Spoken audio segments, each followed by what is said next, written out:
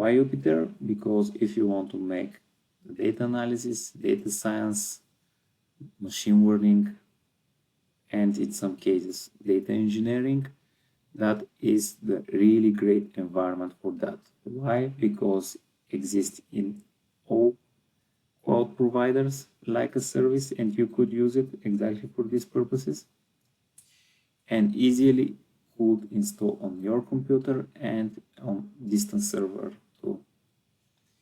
Doesn't matter which of them you choose to use, Jupyter Notebook or JupyterLab. Both of them are good for analysis purposes. What is the difference? We could have a look in another video. Let's focus in this one on installation part. Let's open our action plan and start with the first step. Just let's open the console CMD. Because I want to install and run both of them in parallel, I will open two consoles.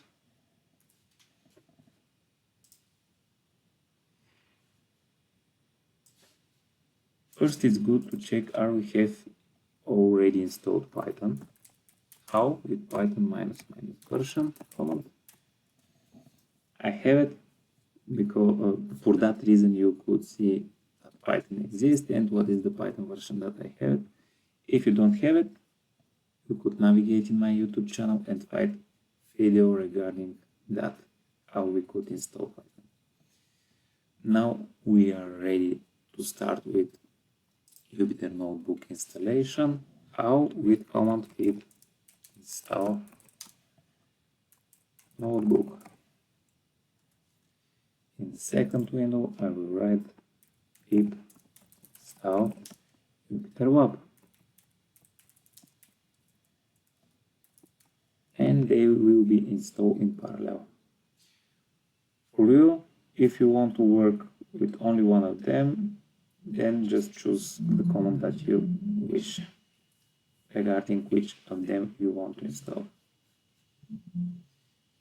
And yeah, it's done. We already have installed because I already had installed. For that reason, my messages at all are pretty much different than yours for this part of you that you just installed. Your messages will be something like download and install packages. And yeah, it's important if everything is progress well, then you will see the one with this one is already ready to accept our next command, which will be JupyterLab to run the JupyterLab environment. And in the second window, Jupyter Notebook.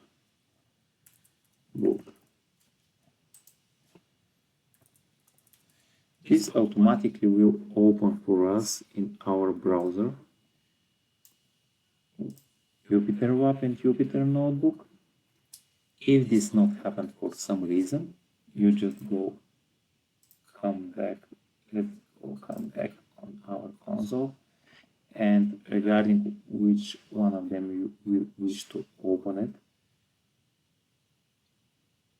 with our cursor, with our mouse, you need to go to that link, to press button control and left button on our mouse, and you will open it, the URL address.